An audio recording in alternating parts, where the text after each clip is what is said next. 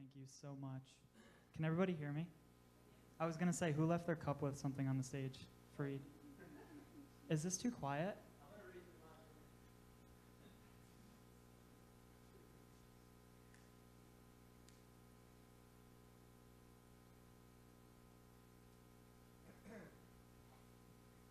Don't worry, the mustache is temporary. I know people were nervous about it.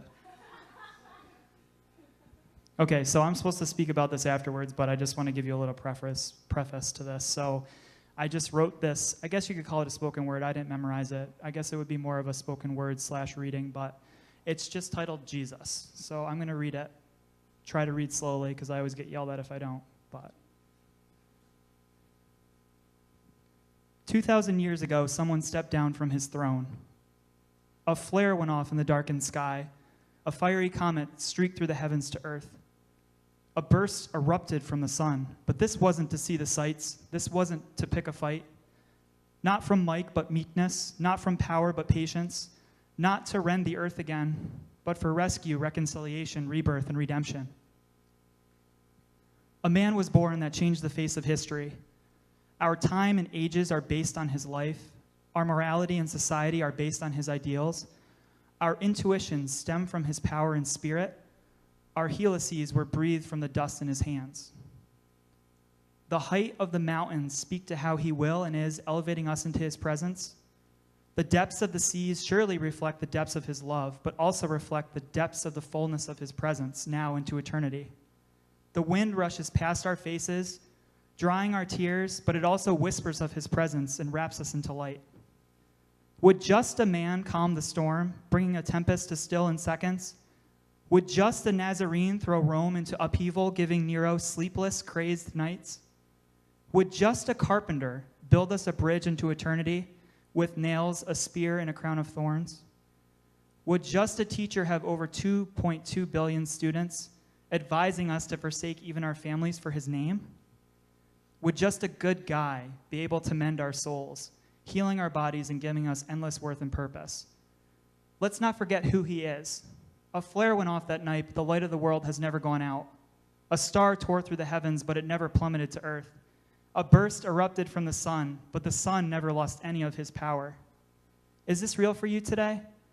Is Jesus just another guy, sandals and a robe? Or is he God? Something just doesn't add up with the world's message. He doesn't really want your money. He doesn't really want your fame. He doesn't really want your career. He doesn't really want your power or influence. He doesn't really want your self-perceived righteousness. First, to start, he just wants your heart. The end. Thanks for the snaps. Yeah, so I guess I'm supposed to talk about this now, which is super awkward. So I just wrote that in like the course of like 15 minutes. I just felt like I should write it down, so I just started writing it down.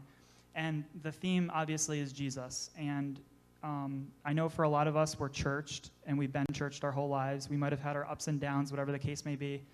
We might have had a prodigal son or daughter moment.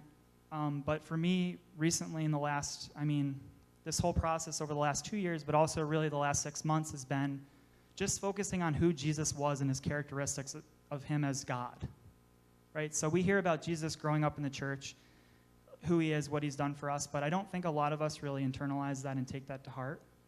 I think a lot of us kind of think of Jesus as just a person.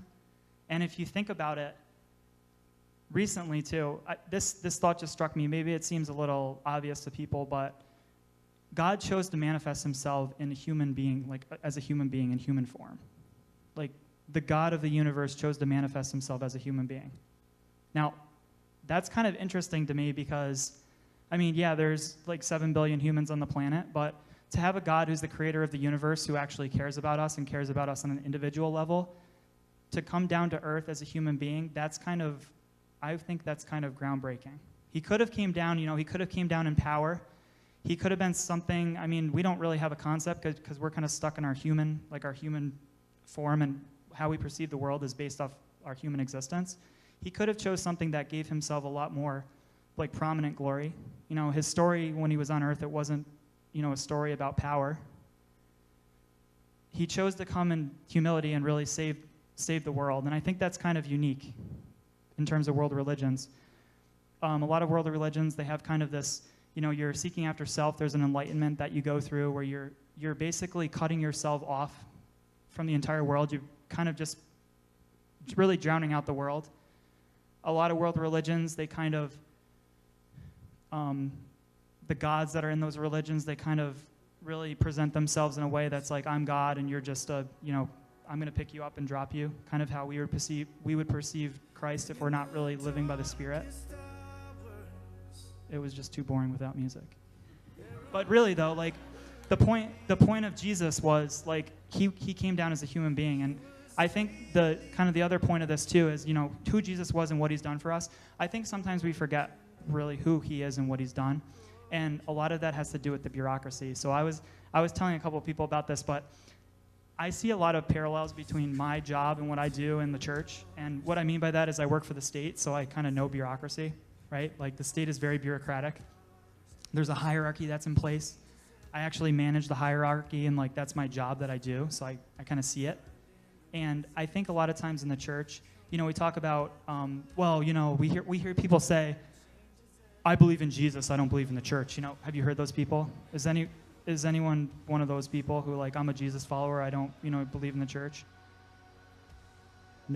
Yeah, so that's what it's kind of this bureaucracy that's developed around Jesus. And I think at the end of the day, if we're really considering who he was and what he's done for us and who he says he is in the Word, he's enough for us, regardless of the bureaucracy.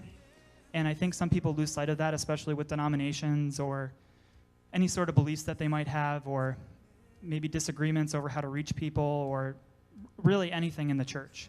But I think just focusing on him and being in the Word every day, and some of you might remember I had a little message, and I think it was July, where I was talking about this, like the importance of being in the Word.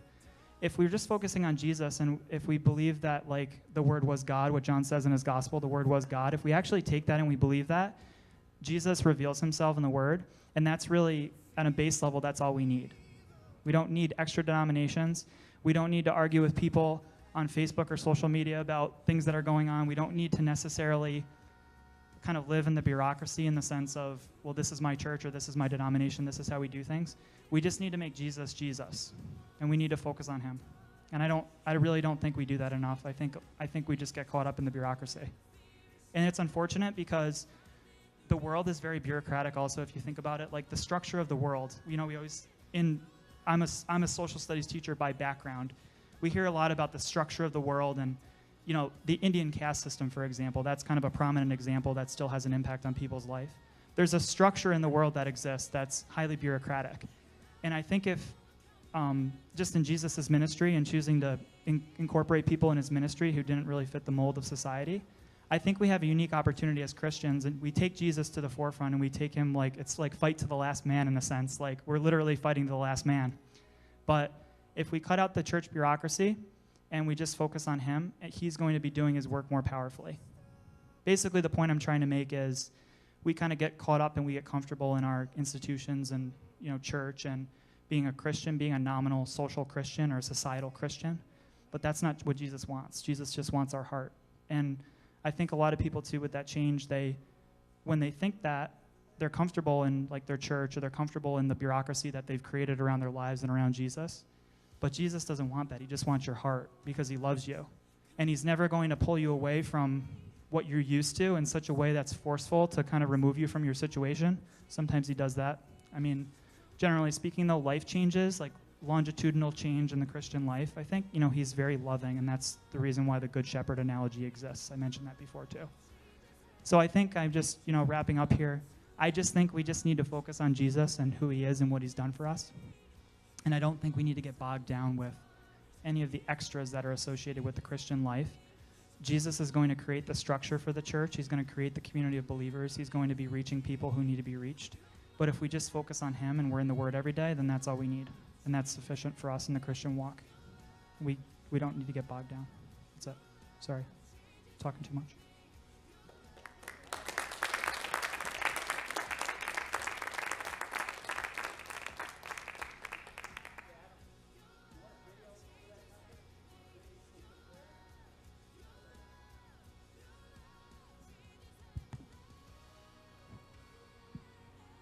Lord, I just thank you for everyone in this room. I thank you that your presence is just strong and felt, Lord, and you operate through your Spirit. Tonight, Lord, I just pray for all of us in the room, Lord, and specifically for people in the room who may feel that their lives are excessively bureaucratic, and whether that's in their Christian walk, Lord, whether that's with their job or whether it's with their personal relationships, I pray that you would just come into the room, Lord, and you would sweep through with your Spirit and just wrap those people up and show them what's important, and that you love them and you cherish them, and you just want to work in their lives in such a powerful and meaningful way out of love, and that you would just break down the barriers to you, Lord, and the barriers to just believing in what you've done for each and every person in this room.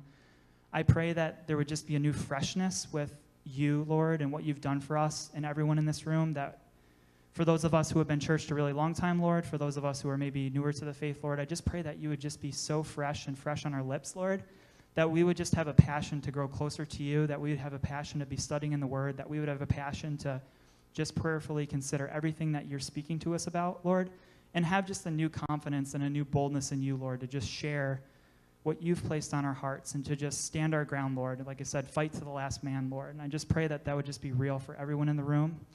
And I pray that this newness would just carry with us just into the days and the months and the weeks into the future, Lord. In Jesus' name, amen.